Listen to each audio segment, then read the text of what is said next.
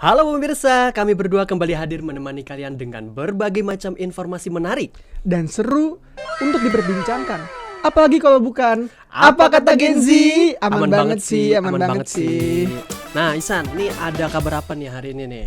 Wah, kabar hari ini banyak banget ya Jar ya. Dari dalam negeri dan juga dari berbagai macam peristiwa yang terjadi belakangan ini nih Zar. Sebelum ke kabar yang akan kita bawakan, nah gue mau tanya dulu nih, kabar lu hari ini nih. Kabar gue hari ini alhamdulillah baik, luar biasa, Allahu Akbar pokoknya. Mantap. Iya. Kalau dari lu sendiri gimana kabarnya hari ini? Mantap sekali hari ini karena yang spesial gue habis leg day. Habis leg day, habis nge-gym gitu ya? Karena jadi makin mantap, testosteron naik nih. Dan siap untuk membawakan berita-berita untuk pemirsa di sana semua. Oke, hari ini ada berita apa nih Zar? Berita pertama, ada aksi nekat seorang pengendara sepeda motor saat razia lalu lintas di Jalan Raya Ketapang Soreang, Kabupaten Bandung. Pria tersebut kabur dari razia polisi dan meninggalkan kekasihnya yang terjatuh di jalan. Insiden bermula ketika sepasang muda-mudi menerobos barisan petugas yang telah melakukan pemeriksaan kendaraan. Pengendara memacu motornya dengan kecepatan tinggi diduga untuk menghindari pemeriksaan terkait pelanggaran lalu lintas. Saat menghindari di tengah kepadatan kendaraan, perempuan yang dibonceng terjatuh dari motor dan mengalami luka akibat benturan dengan aspal. Namun pengendara itu terus melarikan diri tanpa memedulikan kondisi pasangannya. Sementara Kasat Lantas Polres Bandung mengimbau masyarakat untuk tidak menggunakan knalpot brong dan selalu mematuhi peraturan lalu lintas. Nah, menanggapi berita tersebut, lu bayangin aja lagi first date. Jadi kita bayangin aja lagi first date, tiba-tiba ada polisi mau ngerazia. Kalau dari komentar lu seperti apa, Zat? Dari gue sebenarnya ngeliat berita tadi ya itu cukup sedih tapi juga kasihan kepada kekasihnya gitu. Ya bayangin lagi boncengan berdua sama kekasihnya ya gitu. Terus mungkin dia tuh panik gara-gara ngelihat ada polisi di depan gitu yang lagi pengen nilang atau lagi ada razia gitu. Jadi karena mungkin dia pengen menghindari polisi tersebut sampai kekasihnya akhirnya terjatuh gitu. Dan dia malah meninggalkan kekasihnya tuh Zar. Motor lebih pertama ya diselamatin. Iya, dibandingin kekasihnya gitu. Padahal kalau misalkan kita lihat lagi ya mau nggak mau yang harus diprioritaskan adalah perempuan tersebut gitu. Sebenarnya yang diprioritasin kita nurutin polisi dulu sih. Iya, harusnya itu sih. Harusnya yang diprioritaskan adalah SNK, SIM, helm nih harusnya ya gitu.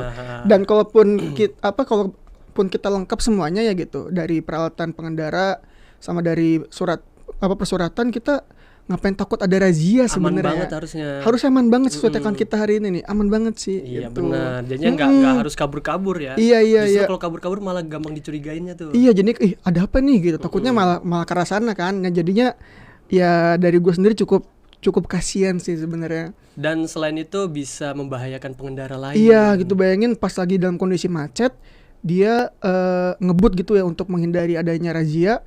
Sampai kekasih tersendiri itu jatuh ke jalan gitu Jar. Bener banget. Iya, soalnya tuh ngomongin masalah kasihan gini nih, ini sangat berkaitan dengan berita berikutnya nih Zar. Apa tuh? Ini kita juga ya bisa disebut dengan miris juga lah gitu.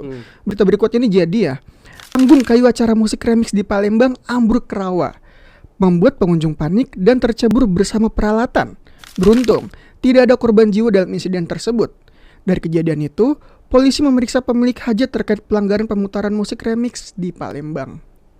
Sebuah video viral menunjukkan kepanikan sejumlah pengunjung saat panggung acara musik hajatan ambruk ke dalam rawa di lorong Haji Umar, Kelurahan 8 Ulu, Palembang. Panggung yang terbuat dari kayu itu tiba-tiba roboh saat pengunjung tengah asyik menikmati musik remix. Dalam insiden tersebut, sejumlah kursi plastik, peralatan sound system, dan barang dagangan seperti minuman yang disediakan ikut tercebur ke rawa. Beberapa pengunjung bahkan tertimpa peralatan namun berhasil menyelamatkan diri dan barang bawaan mereka. Kapolsek Seberang Ulu 1 AKP Heri mengatakan tidak ada korban jiwa dalam insiden ini, namun ada beberapa warga yang mengalami luka ringan akibat ikut terjatuh. Sebelumnya polisi telah melakukan imbauan agar pemilik acara tidak memutar musik remix di wilayah Sumatera Selatan. Pelanggaran aturan ini berujung pada insiden yang membahayakan keselamatan para pengunjung. Dari kejadian ini polisi memeriksa pemilik hajat terkait pelanggaran pemutaran musik remix di Palembang. Tim redaksi Simpo TV melaporkan. Oke Zar, jadi tadi dari berita tersebut ya, itu ada sebuah event panggung remix yang ada di Palembang gitu. Itu roboh dan robohnya tuh bersama peralatannya juga nih. Itu kalau dari pandangan lu gimana? Kalau dari gua sebenarnya gua bingungnya tuh kenapa panggungnya didiriin di atas rawa. Iya. Sedangkan kan itunya. tanah rawa itu kan nggak stabil kan, bisa tiba-tiba masuk. Nah itu kan itu dulu tuh Iya, dasarnya iya. dulu tuh, kenapa bisa diriin panggung di atas rawa, di atas tanah rawa. Nah itu dulu tuh yang gue bingungin dari berita ini. Iya, apalagi juga jadinya karena adanya insiden tersebut ya. Ini polisi sampai turun tangan dan juga dia sampai menyelidik kasus tersebut ke pemilik hajatnya gitu. Ini kenapa bisa sampai terjadi ada pemutaran musik, ada pemutaran event panggung di atas rawa tuh. Ya ini sebenarnya sudah bagus nih polisi mengejar atau mencari tahu siapa pelakunya nih, Zar. Jadi ini ya, mungkin kedepannya bisa ini lagi polisi Iya. dan yang pemilik hajat bisa lihat-lihat lagi situasi kondisi di lapangannya. Kalau Iya, memang tempatnya itu nggak bisa dibuat sebagai hajatan atau membuat agenda yang besar, apalagi ini kan acara musik remix. Acara musik remix. Musik remix kan pasti kan butuh sound yang Iya, besar-besar. yang gede-gede semua gitu. Iya, Habis itu juga dananya juga cukup besar ya. Dan itu kan pasti berat kan di Iya. rawa ini. Nah, itu jadi bahan introspeksi buat para pemilik hajat. Iya. Mungkin bisa nyewa lapangan lah. Ya, tapi juga untungnya dari kejadian ini kita bersyukur karena tidak ada korban jiwa ya untungnya gitu. Dan walaupun ada beberapa korban yang terluka dan juga peralatan yang ambruk, ya ini bisa jadi pelajaran untuk kita semuanya gitu, supaya buat kedepannya kita bisa mengadakan event atau mengadakan kegiatan yang lebih diprioritaskan keselamatannya nih. Bener banget. Kita beralih ke berita selanjutnya. Diduga ada penyelewengan dana berkedok minta tanda tangan siswa. Ratusan pelajar SMA Negeri 9 Tambun Selatan, Kabupaten Bekasi, Jawa Barat melakukan aksi demo di halaman sekolah dengan membentangkan spanduk bertulisan tuntutan. Pelajar menuntut kepala sekolah transparan atas dana sekolah. Ratusan pelajar SMA Negeri 9 Tambun Selatan, Kabupaten Bekasi, Jawa Barat viral di media sosial lantaran menggelar aksi demo di lingkungan sekolah dengan membentangkan spanduk bertuliskan tuntutan. Dalam aksinya sempat terjadi pelajar berteriak meminta bertemu dengan kepala sekolah. Pelajar merasa kecewa lantaran pihak sekolah diduga melakukan penyelewengan dana sekolah dengan modus meminta tanda tangan sejumlah siswa. Siswa juga selama ini merasa terbebani dengan uang sumbangan infak sebesar Rp20.000 per kelas, serta dana uang akademik dan non-akademik, kisaran Rp500.000 per tahun. Selain itu, pelajar juga menuntut sejumlah fasilitas sekolah yang masih kurang memadai. Menurut salah satu pelajar, demo berawal saat pihak sekolah minta tanda tangan sejumlah siswa, namun tanda tangan tersebut tidak tahu untuk digunakan untuk apa. Bahkan pihak sekolah terkesan memaksa. Pelajar curiga tanda tangan tersebut digunakan untuk anggaran snack saat kegiatan pesantren kilat pada bulan Ramadan lalu. Kita mencari kejelasan tentang adanya tanda tangan itu, Bang. Karena tuh kita diminta tanda tangan yang kita sendiri nggak tahu kejelasannya apa gitu. Tanda tangan itu wajib atau gimana? Nah, tanda tangan itu kayak kayak ada paksaan gitu. Nah, tanda tangan itu isinya kayak tanda-tanda terima snack gitu. Nah, padahal kita waktu itu tuh nggak menerima snack itu gitu. Jadinya kalau mereka meminta tanda tangan untuk daftar hadir, waktu hari H itu kita udah dimintain daftar hadir gitu. Hadir apa? Acara apa? Kita pesantren kilat kayak bukber, terus kayak lomba-lomba tuh kayak Kartini gitu, Bang.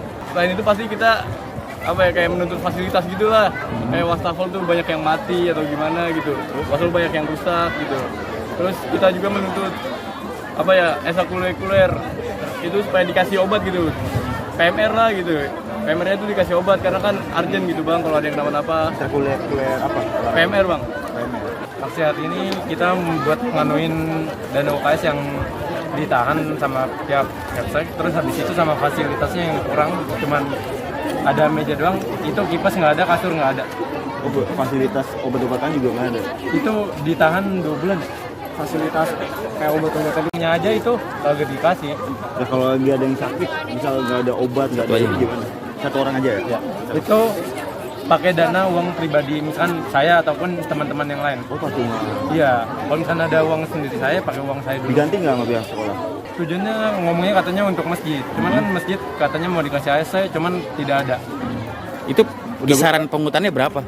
Itu tuh di setiap hari katanya nominal 20 per hari. Satu kelas. Sejak Satu kelas. udah dimintain Udah dimintain dari kelas 10. sejak kapan? Sejak pertama saya masuk udah dimintain. Tahun berapa? Tahun 2023. Sampai sekarang terrealisasi nggak?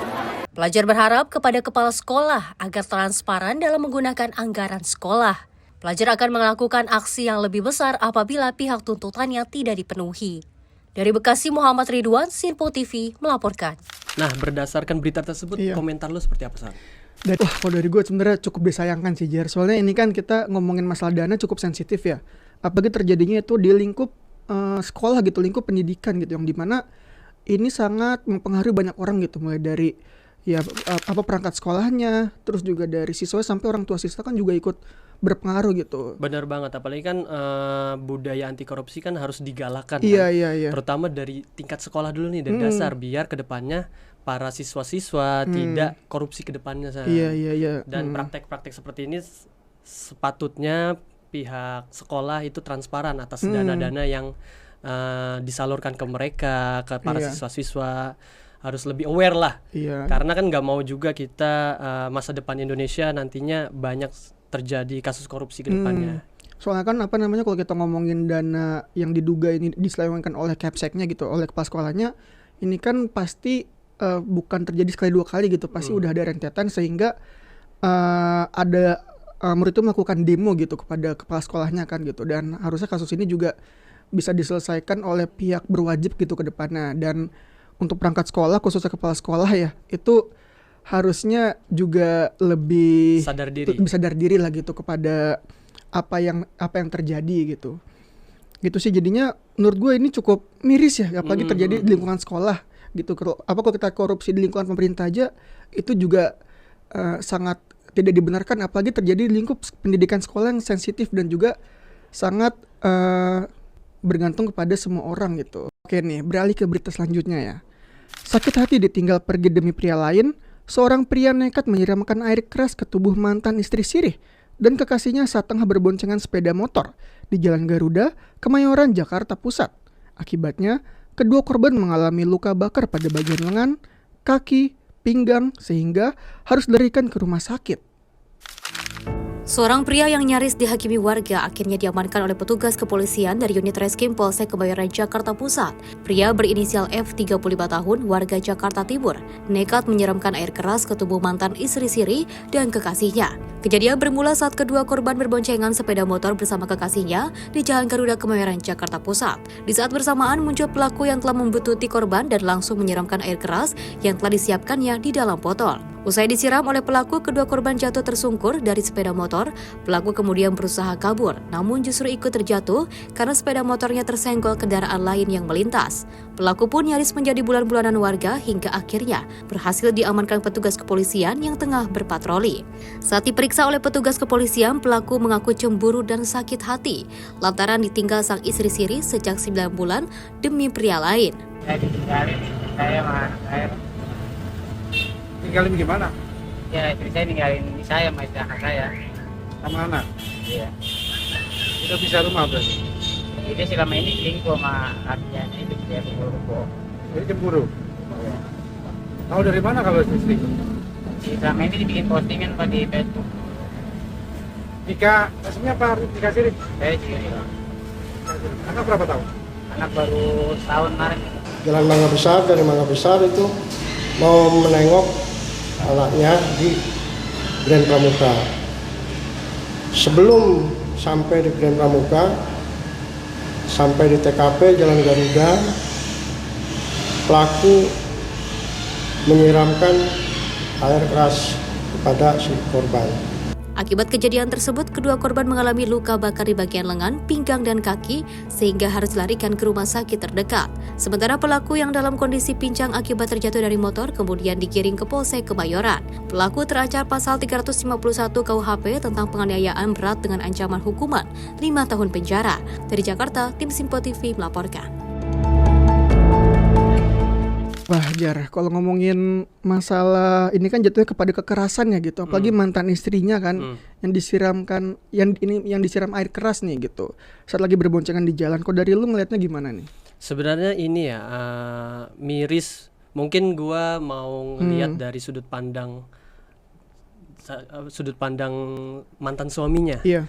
Dia udah sakit hati banget karena mungkin udah istri sirinya ini udah nggak bisa ini, kayak kecewa banget rasanya tuh suaminya. Tapi rasa kecewa itu bukan sepatutnya harus dibalas dendam dengan cara disiram air keras istrinya. Mungkin saran gue bisa koreksi apa sih yang kurang dari gue. Kalau gue nganggepinnya seperti itu, San. Iya gitu. Apa ini kan juga sebenarnya kalau kita lihat lagi apapun permasalahan yang terjadi di antara mereka ya gitu. Kejadian menyiramkan air keras ini sangat tidak dibenarkan sebenarnya gitu. Apalagi ini kan menyangkut masalah kekerasan kan, dan juga sudah ada undang-undangnya oleh polisi setempat gitu. Ya semoga permasalahan ini cepat diselesaikan antara mereka gitu, antara pelaku gitu, prianya, dan juga kepada mantan istri selaku korban gitu. Ini kan juga mantan istri sirih ya gitu, dan semoga ya cepat diselesaikan lah gitu. Dan pelaku juga mendapat hukuman yang setimpal ya. Bener banget. Oke pemirsa, usai jeda kita akan kembali lagi dengan informasi-informasi yang lebih menarik. Jadi jangan kemana-mana, tetap di Apa Kata Gen Z. Aman banget sih.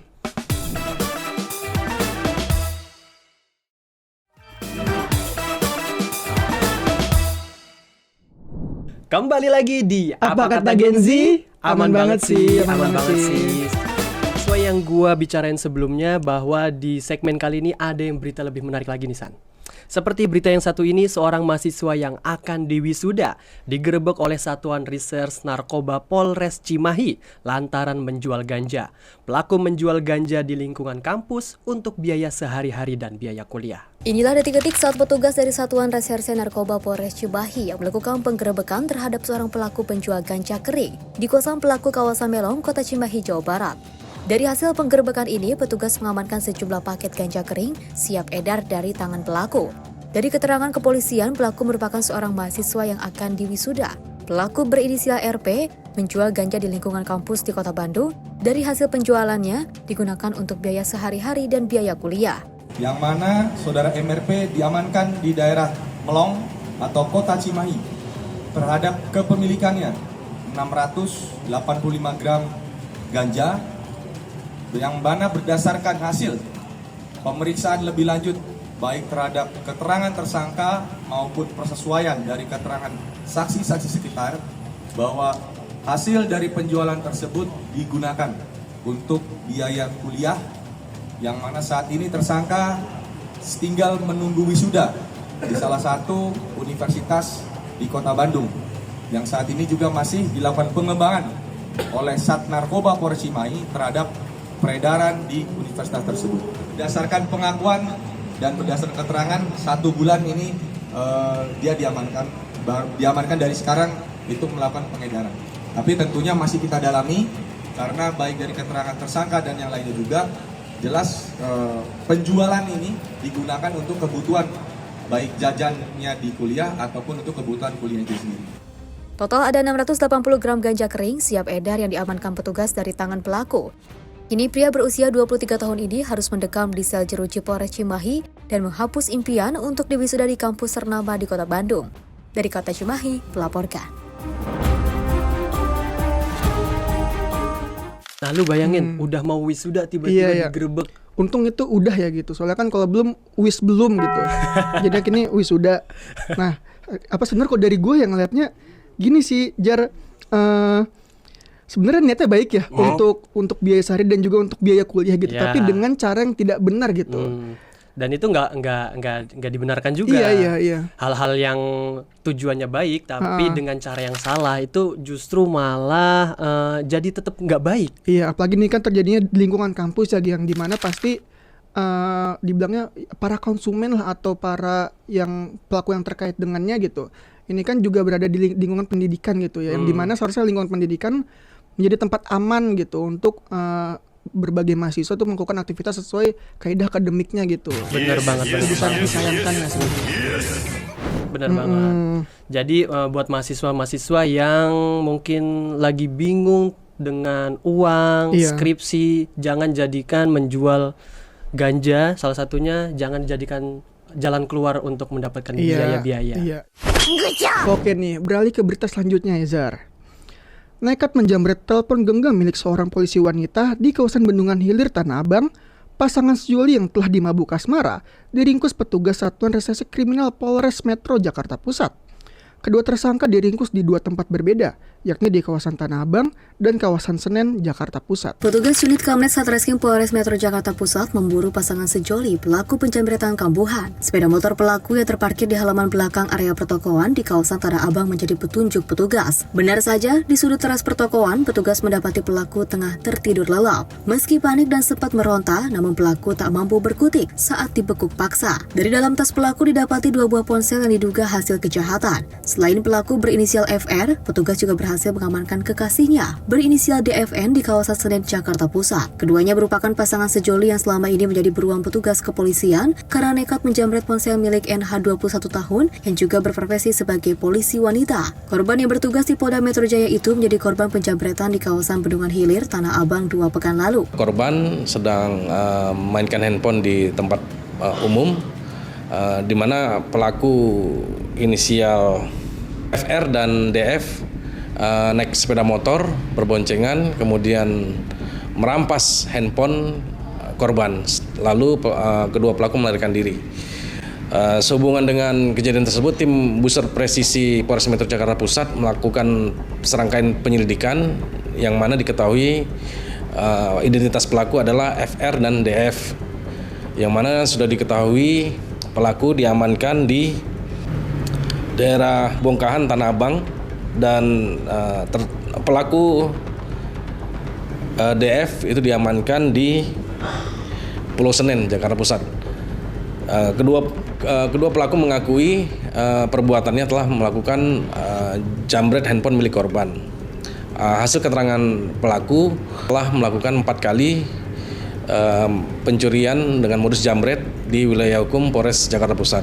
Tersangka DFN mengaku nekat mengikuti jejak sang pacar menjambret lantaran tidak ingin terpisah, walau sesaat. Biasanya ponsel hasil perampasan dijual kedua pelaku kepada seorang penada dan uangnya digunakan untuk menginap di hotel dan makan sehari-hari. Akibat perbuatannya, pasangan kekasih yang tengah dimabuk asmara ini dijerat pasal 363 KUHP tentang pencurian dengan pemberatan dengan ancaman hukuman 7 tahun penjara. Dari Jakarta, Dio Malau, Simpo TV melaporkan. Oke nih, jadi sebenarnya ini cukup apa ya, kayak disayangkan lah gitu, karena pelaku jambret ini ternyata menjambret HP milik polisi wanita gitu. Iya, salah sasaran. Salah sasarannya gitu, maksudnya menjambret polisi atau menjambret orang biasa aja dia itu udah salah ya. Iya. Ditambah ini polisi wanita gitu. Ya dikejar gitu maksudnya. Nah, kalau dari lu gimana nih nanggepinnya? Nanggepinnya sebenarnya berkaitan dengan berita sebelumnya. Ini walaupun alasannya kalau dibilang butuh duit dan lain sebagainya, tetap nggak benar juga ini. Iya. Ya walaupun niatnya itu pengen menafkahi keluarganya mungkin atau kayak pengen untuk biaya hidup sehari-hari gitu, tapi dengan cara yang salah. Ya itu nggak bisa dibenarkan juga sebenarnya. Tapi gue kepikiran aja, nih jangan-jangan nih mereka lagi malam-malam gabut nih, mendingan kita kriminal. Etonya yang diambil itu adalah polisi HP milik polisi ya. Iya, polisi wanita malah gitu. Jambret yang membasmi kejahatan. Salah sasaran ya. Itu kan gimana ibaratnya ya pengen masuk ke satu tempat, taunya malah sarangin polisi gitu. Iya. Itu kan juga ya cukup disayangkan sebenarnya, Zar. Ya, dan gak boleh juga sih sebenarnya menjambret itu karena merugikan orang lain juga kan. Ya semoga dari kejadian ini pelaku tersebut yang menjambret HP milik polisi wanita ini bisa mendapatkan hukuman yang setimpal ya gitu, dan juga bisa mendapatkan pelajaran ke depannya. Insaf ya. Insaf, iya. Oke. Insaflah wahai manusia, jika dirimu bernoda. Oke, kita beralih ke berita selanjutnya nih, San. Iya. Berita selanjutnya yaitu seorang anak tega melakukan pemukulan dan penganiayaan kepada ibu kandungnya sendiri di Kota Bekasi, Jawa Barat. Akibat pukulan anak, ibu menderita sejumlah luka lebam di bagian pinggang tubuhnya. Aksi kekerasan tersebut disebabkan karena anak meminta uang kepada ibunya sebesar Rp30.000. Diduga karena tidak diberi uang sebesar Rp30.000 oleh ibu, anak kandung tega menganiaya orang tuanya sendiri hingga mengalami sejumlah luka lebam. Aksi penganiayaan terjadi di perumahan irigasi Bekasi Jaya, Kota Bekasi, Jawa Barat. Inilah video CCTV berdurasi 1 menit lebih yang merekam aksi keji seorang anak tengah memukul dan menendang ibu kandung. Korban mengatakan bahwa tindak kekerasan bermula saat sang anak meminta uang sebesar Rp30.000 untuk berangkat mencari kerja. Lantaran sang ibu tidak memiliki uang dan diminta mencari pinjaman terlebih dahulu ke temannya. Saat itulah sang anak langsung memukul membabi buta akibat kesal kepada ibunya. Menurut sang ibu, anaknya sudah sering melakukan pemukulan, bahkan mengancam keselamatan jiwanya. Datang dah sini dah, udah ada apa? Datang cari uang 30.000 buat apa? Buat hijab mau berangkat kerja katanya. Oke. Jadi kan di Islami. Cuma belum mulai katanya. Buat ongkos lah gitu minta ya. 30.000. Karena nggak punya uang. Ini teman bunda udah. Aku chatkan sini. Nggak ada uang. Nggak punya kosong ya. Udah. Aku nggak ada. Teman bunda kosong. Ini jangan ngebati handphone enggak ngebati handphone kamu kok. Siapa ngebati handphone kamu? Dari situ aja. Oh, jadi masa kesel gitu kali Bu. Tapi bisa sampai mukul gitu gimana Bu? Temperamen juga. Oh, emang temperamen juga. Mungkin nggak ada ya kesalahan yang dipendam keluarannya kemarin mungkin. Tapi itu kejadian yang pertama atau gimana mukul ibu itu? Udah yang kesekian kalinya. Oh, udah kesekian kalinya. Umur berapa sih? 23 tahun. 23. Udah keluar STM. Sementara Kapolres Metro Bekasi Kota, Kombes Kusuma Wahyu Bintoro, mengatakan saat ini pelaku sudah diamankan dan dalam tahap pemeriksaan petugas. Untuk motifnya sendiri saat ini masih didalami. Alhamdulillah itu sudah kita amankan pelaku setelah dari korban membuat laporan, kemudian kita amankan. Berarti saat ini sudah diamankan, Pak? Sudah lakukan penahanan sudah. Artinya masih dalam proses pemeriksaan atau gimana, Pak? Untuk ininya masih dalam proses penyidikan. Baik, masih dalam proses pemeriksaan ya Pak ya? Ya, untuk modusnya atau seperti apa gitu ya? Ya. Baik, ditangkapnya di mana Pak informasinya Pak? Di Bekasi Timur. Kini kasus kekerasan terhadap orang tuanya masih ditangani oleh pihak kepolisian, Polres Metro Bekasi Kota, dan Polsek Rawalumbu. Orang tua sudah pasrah jika sang anak mendekam di jeruji besi karena kerap mengancam keselamatan jiwanya. Dari Bekasi, Muhammad Ridwan, Simpo TV melaporkan. Nah, komentar lu seperti apa nih San? Wah, ini sebenarnya nggak perlu dikomentarin karena ini udah suatu, bisa dibilang suatu kejahatan yang cukup memprihatinkan gitu ya. Maksudnya ini kan ngomongin masalah seorang anak ya gitu yang menganiaya ibu kandungnya sendiri gitu karena masalah finansial ya. Cuma 30.000. Iya gitu, maksudnya kayak dan ini kan juga sempat viral di media sosial gitu. Kita sempat ngeliat beritanya juga, dan dari pemerintah pusat itu ini juga sempat turun tangan juga gitu untuk kayak datang langsung ke rumahnya gitu. Ya mungkin anaknya bukan membenarkan ya. Iya. Justru bisa kalau emang ada masalah finansial, kalau dari ibunya nggak punya duit, kan ada temen-temennya bisa minjem, apalagi 30.000 kan? Iya. Nggak begitu besar lah. Iya. Beda sama pinjam dulu 100. Itu mah beda, itu mah beneran kita minjem ya. Maksudnya apa di sini tuh kejadiannya adalah ini kan ada rekaman CCTV-nya gitu, ya kan. Jadinya karena ada rekaman tersebut, itu kita juga ngelihatnya, kita tuh langsung kebayang ibu kita sendiri gitu. Dimana kalau misalkan ibu kita sendiri mengalami kejadian tersebut ya, kita kan juga pasti memprihatinkan gitu. Apalagi ini sudah diketahui oleh masyarakat banyak gitu. Jadi kedepannya tetap hormat sama ibu kalian ya, karena perjuangan ibu itu sangat besar sekali. Betul. Sampai mempertaruhkan nyawa kalian demi melahirkan kalian. Betul. Tapi ngomongin ibu nih Jar ya, ini juga berkaitan dengan berita selanjutnya nih. Ada apa tuh? Ada seorang ibu rumah tangga warga Rangkas Bitung, Lebak, Banten mendatangi kantor pemadam kebakaran Lebak untuk meminta bantuan melepaskan anting miliknya. Pasalnya, anting yang sudah dipakai sejak tahun 2013 itu semakin hari semakin sulit untuk dilepas. Seperti inilah proses pelepasan anting yang dilakukan petugas pemadam kebakaran Kabupaten Lebak kepada seorang ibu rumah tangga asal Rangkas Bitung, Lebak, Banten. Proses pelepasan dilakukan dengan ekstra hati-hati oleh petugas, mengingat kondisi telinga si ibu sudah membengkak akibat anting yang telah menempel selama bertahun-tahun. Untuk mengurangi rasa sakit, petugas meneteskan air ke bagian anting yang menggunakan gunting kecil untuk memotongnya. Setelah sekitar 15 menit, usaha petugas damkar berhasil. Anting yang telah menempel selama 13 tahun itu akhirnya berhasil dilepaskan. Baik, tadi kita mendapatkan kunjungan dari warga masyarakat Kabupaten Lebak terkait permohonan bantuan antingnya susah dilepas.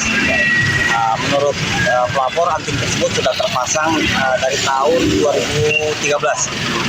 Pada saat mau dibuka itu tidak bisa dibuka karena memang sudah lama. Akhirnya minta bantuan ke Damkar Kabupaten Lebak. Prosesnya tidak ada kesulitan ya, karena kita langsung potong antingnya, kita serahkan kembali karena itu emas ya, kita serahkan kembali ke pelapornya. Warga Rangkas Bitung. Tak hanya melepas anting, di hari yang sama petugas damkar juga membantu warga yang kehilangan kunci motornya yang jatuh ke dalam kolam di Balong Rancalenta, Rangkas Bitung. Dari Lebak, Banten, Firman Arif, Sinpo TV melaporkan. Oke, jadi ya sebenarnya ini masih ngomongin seorang ibu nih, tapi beda kasus nih, Jar. Yeah. Tadi kan kita ngomongin masalah kasus bisa dibilang anak yang durhaka kepada ibu ya, gitu. Kalau di sini adalah seorang ibu yang nggak bisa melepaskan antingnya sehingga memanggil damkar nih, Jar. Tapi gue penasaran sebenarnya anting itu dia cara pasangnya gimana sih, lu tau nggak? Anting itu ya beda-beda gitu. Ada yang langsung kita, ini kan harus dilubangin dulu nih. Ada yang dilubangin dulu, ada yang berarti dibor. Nggak dibor dong, harus dilubangin dulu. Ada yang ditempel doang pakai magnet, itu juga ada. Berarti kayak anak-anak pang itu juga gitu juga. Iya, macam-macam tuh gitu. Nah, tapi kalau dari kasus ini nih, ini sebenarnya seorang ibu yang karena nggak bisa melepaskan anting sampai dia manggil damkar tuh, Jar. Kalau dari lu gimana, Jar? Wah, ini sekali lagi respect sama damkar seluruh Indonesia karena kasusnya di luar dari nama satuannya. Iya. Pemadam kebakaran. Kan ini anting. Biasanya bukan di luar kasus kebakaran. Iya. Dan ini respect banget sih bisa bisa menangani kasus-kasus receh gitu ya. Sebenarnya bisa dibilang bukan kasus receh gitu. Mungkin menurut ibunya ini adalah panik mungkin ya gitu, karena panik akan kejadian tersebut, makanya dia kayak berpikir mungkin orang yang bisa untuk yang bisa menyelesaikan masalah tersebut ya itu cuma damkar saat itu tuh. Jadinya dan damkar juga datang ke tempat tersebut dan langsung melepaskan antingnya gitu. Benar banget. Dan ini yang dilakukan ibu ini udah tepat. Iya. Karena kan di damkar banyak alat-alat yang bisa membantu kan. Seperti kayak anting ini kan kalau dikasih gerinda juga kegedean. Iya, ntar jadi ini partai. Gerindra itu. Pokoknya kayak ini kan juga dia tuh manggil damkar gara-gara ini antingnya sudah dipakai sejak tahun 2013 gitu. Jadi karena sampai sekarang tuh menempel terus gitu, dan itu mungkin susah dibuka, maka akhirnya dia manggil damkar. Mantap gitu. Oke, pemirsa jangan kemana-mana karena di segmen selanjutnya kita akan kembali dengan berita-berita yang lebih menarik lagi. Jadi jangan kemana-mana, tetap di Apa Kata Gen Z. Aman banget sih.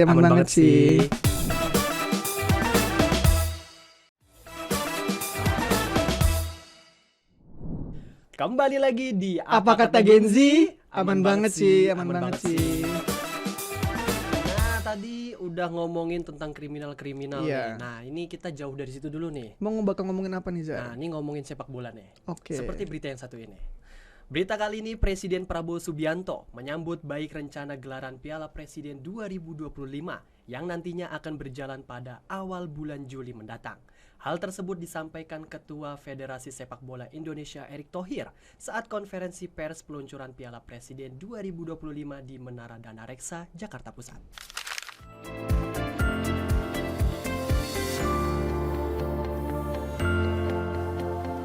Ketua Umum Persatuan Sepak Bola Seluruh Indonesia Erick Thohir mengungkapkan, Presiden Prabowo telah menyambut baik gelaran Piala Presiden 2025 yang akan dimulai pada bulan mendatang. Dirinya menambahkan Prabowo berharap edisi Piala Presiden kali ini harus berjalan secara profesional dan juga adil.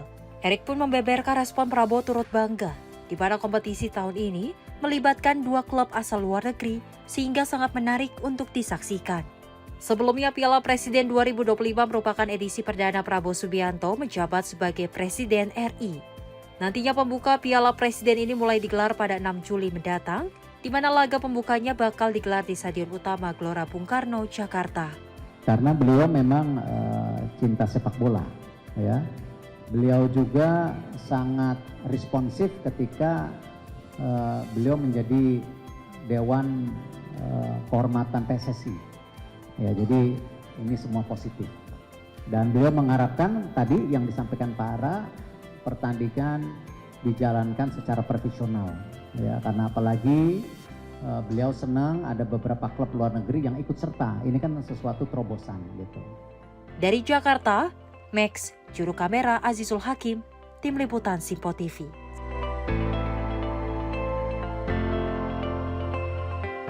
Nah, ngomongin Piala Presiden Iya. ya. Lu hafal nggak siapa aja pemenang Piala Presiden?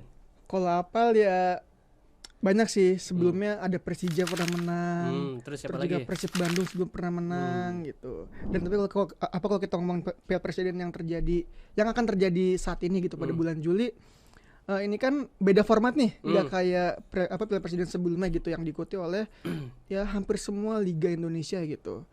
Klub sepak bola Indonesia. Iya gitu. Nah tapi kalau di sini paling cuman klub Indonesianya itu ada 2 doang nih Jar. Ada Persib Bandung sama Arema. Nah sisanya itu ada All-Star gitu, klub Liga Indonesia yang All-Star. Terus juga ada Port FC. Sama yang dari Thailand tuh sama Oxford United gitu. Klubnya Marcelino Ferdinand. Iya. Jadinya ya dengan adanya klub luar yang ikut gabung gitu ya, ini harusnya semakin seru ya. Apalagi laga pembukaan tuh adalah Persib Bandung lawan Port FC nih. Gitu. Port FC di situ ada Asnawi Mangku Alam gitu yang main di Thailand gitu. Nah, kalau dari lu melihat ada Piala Presiden yang akan digelar bulan Juli nanti gimana nih? Menarik banget karena formatnya baru ya. Iya. Jadi lebih fresh, jadi fresh lagi nih. Cuman mungkin kalau dari gua biar ke depan-depannya lebih jelas lagi nih. Yeah. Kayaknya PSSI harus menentukan format yang pas ke depannya seperti apa. Biar clear, nggak ada kan nih di luar konteks ini banyak sekali komentar-komentar yang nggak enak dari netizen tentang format baru ini. Tapi pasti di sisi lain Pak Erick Thohir punya tujuan tersendiri dengan format baru ini. Oke, tapi kalau di Liga Indonesia sendiri jagoan lu siapa, Jar? Persija Medan. Persija Medan. Oh, kalau gua ini Persibah Barcelona. Sama Persija Jayapura apa ya? Beda ya. Nah, pokoknya ya kurang lebih semoga acara Piala Presiden 2025 nanti akan lancar ya diselenggarakan. Amin. Dan juga ini kan liga bisa dibilang laga pramusim lah gitu sebelum nanti Liga 1-nya mulai kan. Jadi ya ini pasti untuk nyoba-nyoba taktik gitu mungkin atau enggak kayak untuk merotasi pemain-pemain baru gitu mungkin. Oke nih Zar, kalau tadi kita ngomongin masalah sepak bola nih. Sekarang kita ngomongin tentang hobi ikan gitu. Hobi tentang perikanan nih Zar. Ya, jadi ada hobi pasar ikan saat ini semakin menjamur di kalangan anak muda di wilayah Yogyakarta. Selain lebih praktis, menembak ikan dalam air dengan senapan pasar juga memberi kepuasan dengan sensasi tersendiri.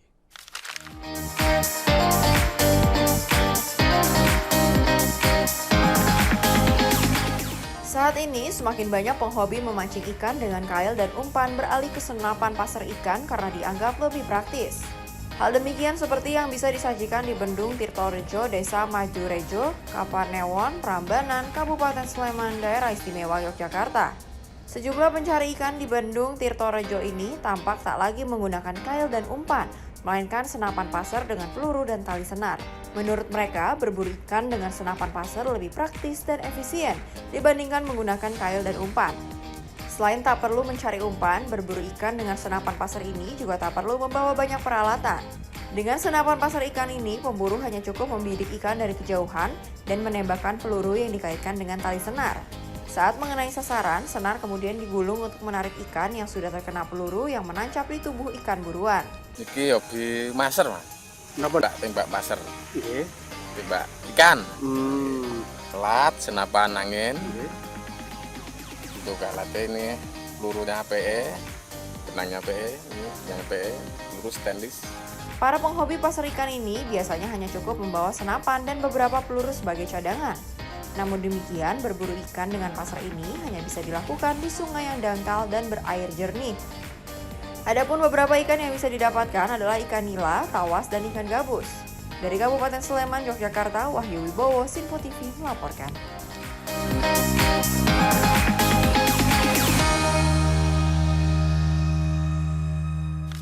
Oke, jujur gue baru tahu nih Jar ya, ada hobi menembak senapan, menembak ikan dengan senapan gitu. Lu sendiri pernah nyoba gak? Menembak ikan? Kalau gue pernahnya nembak Dor. Nah itu mah jadi kayak tren dong gitu. Kalau gue tuh nembak paling cewek gue sih. Oh, diterima nggak? Alhamdulillah diterima. Tapi ini kita ngomongin menembak ikan nih dengan senapan. Nah, ikannya terima nggak? Ikannya malah nyanyi nanti Jar. Apa tuh? Ikan Fauji, waduh. Pokoknya ya apa namanya, kita ngomongin pasar ikan nih ternyata di Jogja sendiri tuh sangat viral nih gitu, khususnya di kalangan anak muda, para genzi-genzi di Yogyakarta nih. Menarik banget karena di bayangan gue kan karena menembak di dalam air ini kan justru malah melambatkan ini ya, apa namanya, pelornya ya, pelurunya. Mungkin ini jadi tantangan tersendiri karena harus membidik ikan dengan dekat. Iya. Dan harus apa namanya, kan ikan dalam air kan cepat susah juga ya. Iya. Melatih kefokusan dan itu mungkin yang jadi tertantang. Dan mungkin ini juga karena pengaruh lingkungan juga gitu, karena maksudnya hobi ini kan kalau misalnya ternyata hobi ini dirasa baik ya gitu, ya kita juga sebagai yang bukan di wilayah Yogyakarta juga mendukung hal tersebut gitu kan. Maksudnya kalau kita lihat sekarang ya, Gen Z ini kan sudah sangat sibuk dengan HP, dengan media sosial, dengan ya maksudnya budaya-budaya yang kayak kegiatan fisik itu udah cukup jarang gitu. Salah satunya adalah kegiatan hobi pasar ikan ini nih gitu ya. Semoga ini bisa berdampak positif bagi anak-anak muda di sana gitu. Benar banget. Jadi nggak apa-apa FOMO tentang kegiatan olahraga gitu kan. Justru itu malah menjadi lebih baik, badan kita jadi gerak terus karena. Kalau baik ya kenapa enggak gitu ya. Cocok banget. Karena kalau nggak cocok bisa datang ke rumah. Kalau memang cocok bisa datang ke rumah. Oke, kita lanjut ke berita selanjutnya. Oke, lanjut Jar.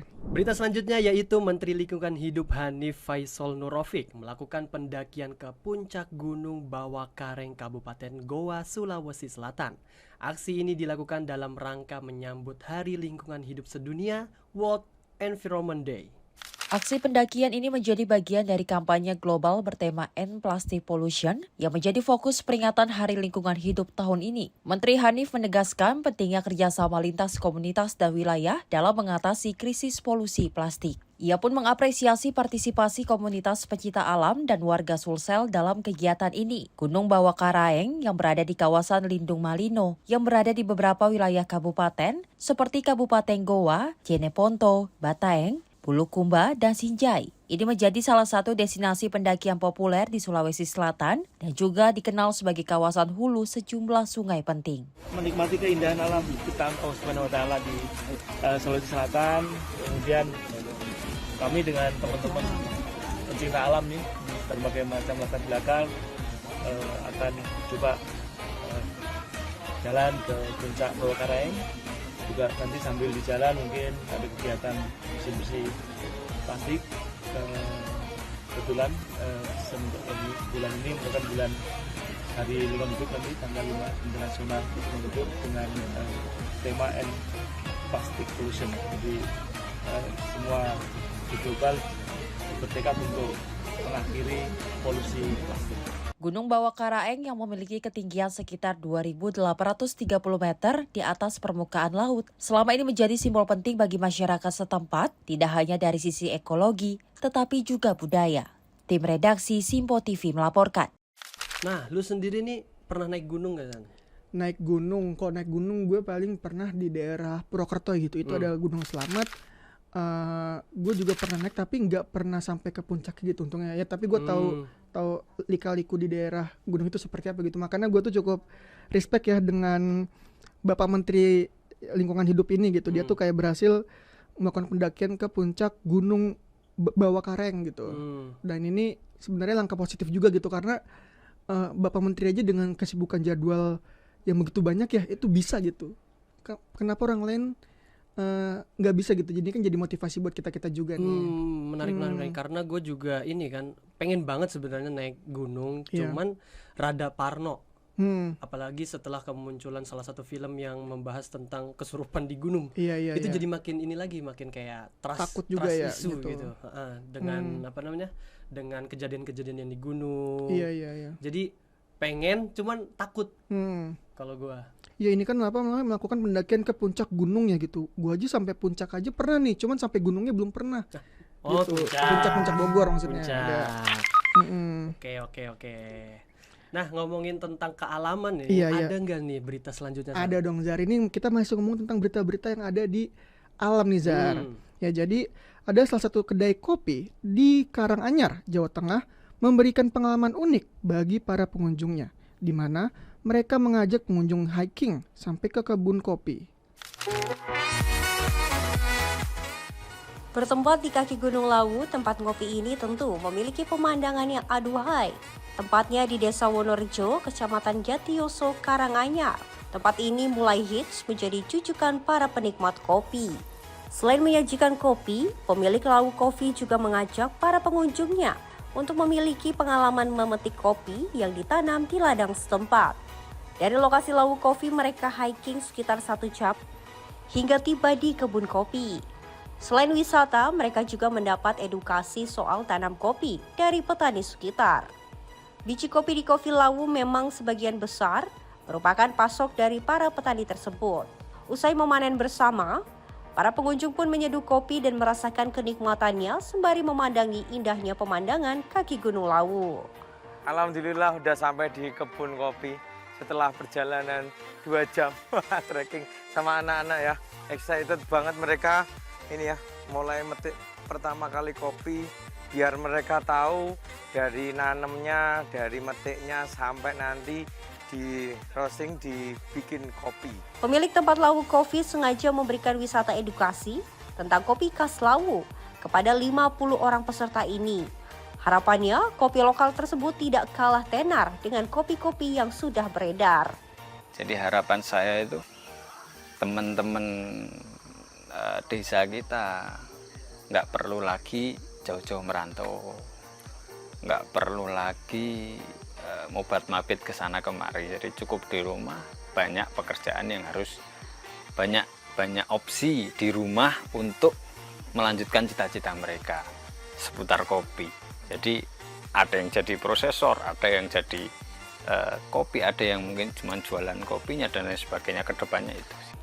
Di Jatiyoso, mayoritas petani menanam kopi jenis Arabica di ketinggian lebih dari 1.200 meter di atas permukaan laut.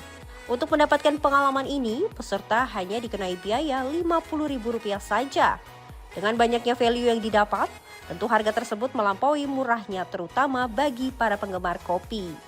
Dari Karanganyar, Jawa Tengah, Raditya Hermansyah, Sinpo TV melaporkan.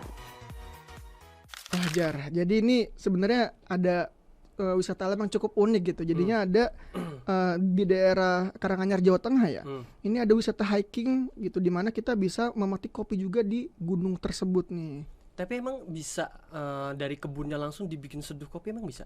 Ya itu kan juga kan ada prosesnya tuh, ada proses pemetiknya gitu. Nah kalau kita petik kita bisa langsung diseduh di saat itu juga gitu. Oh bisa? Bisa gitu. Nah makanya karena ada potensi itulah di daerah Karanganyar ini, khususnya Jawa Tengah ya, itu ada kedai kopi yang menawarkan hal tersebut nih. Kita bisa hiking juga dan kita juga bisa petik kopi di daerah tersebut, Jar. Ini kan gua awam banget nih soal perkopian kecuali fotokopi. Aduh itu beda ya, itu mah sama kopi paste juga ya. Iya.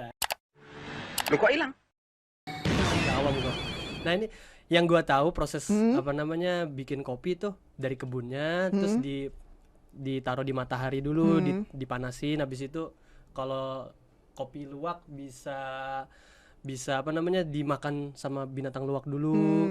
Nah, itu kan lama. Apakah emang bisa langsung digituin dipetik langsung digerus jadi kopi? Nah, sebenarnya kalau misalnya kita ngomongin prosesnya instan apa enggak ya, enggak terlalu instan sebenarnya gitu. Cuman kalau ditanya ya bisa langsung apa enggak bisa gitu, cuman melalui beberapa prosesnya gitu. Ada kayak Arabica itu kan yang ditanamnya beda gitu. Itu juga ada Arabica ditanamnya di Arab bukan dong, Oh, itu bukan. kita masalah ketinggiannya doang berbeda gitu. Nah tapi ngomongin kopi nih, lu sendiri suka kopi gak, Jar? Gue lebih suka kopi susu. Kopi susu ya? Nggak, maksudnya kalau kayak kopi-kopi hitam gitu jenis-jenisnya lu tahu gak? Kopi hitam. Kopi hitam lah iya. Ya jadinya ya intinya suka kopi lah ya. Iya, ini gua biar gua tahu sekalian nih, yang lu tahu kopi itu ada apa aja. Kopi itu sebenarnya banyak banget dan itu kopi itu ya tergantung ketinggiannya itu ngaruh kepada rasanya gitu. Oh, ketinggian ditanamnya. Ditanamnya gitu. Jadi apa misalkan kayak Arabica ditanam di ketinggian segini. Terus juga berarti bukan Arabica ditanam di Arab, bukan. Bukan gitu. Terus juga ada apa namanya kopi yang daerah Sulawesi Selatan misalkan gitu. Torabika. Ya, itu juga bisa, tapi kan itu kan saset ya sebenarnya.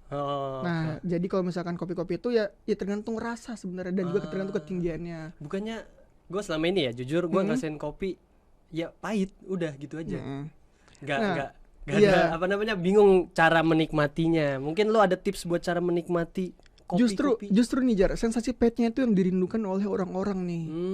Gitu jadinya karena ya kopi emang pahit gitu, karena kalau misalkan manis ya tinggal pakai gula kan. Dan orang-orang yang suka minum kopi itu nggak pengen rasa manisnya sebenarnya, ya pengen dapetin rasa kepahitannya itu, karena menurut dia kepahitan di setiap kopi itu berbeda-beda tuh gitu. Betul, bukan anak senja ya? Karena kalau anak senja pasti suka kopi nih Jar. Gue kalau senja lebih ke sholat maghrib sih. Sholat maghrib ya? Iya sih, tapi kan kayak bisa minum kopi dulu gak sih sebelum sholat maghrib tuh, baru kita wudhu gitu kan bisa. Iya, bisa. Nah, ini ada informasi lainnya atau sudah selesai? Sudah selesai dong. Tadi kita udah membacakan berbagai macam informasi nih Jar. Mulai dari informasi tentang tadi ada tentang kriminalitas tuh. Terus juga sampai kita ada tentang kebakaran ya gitu. Atau pemadam kebakaran bantuin ibu-ibu bukain anting. Terus juga kita udah ngomongin presiden juga nih Zar ya. Dan diakhiri dengan kopi. Dengan kopi nih. Kopi itu yang bagus yang pahit ya. Yang pahit. Yang pahit karena kalau kopinya kalau rasa manis itu cuma ada di kamu. Aduh.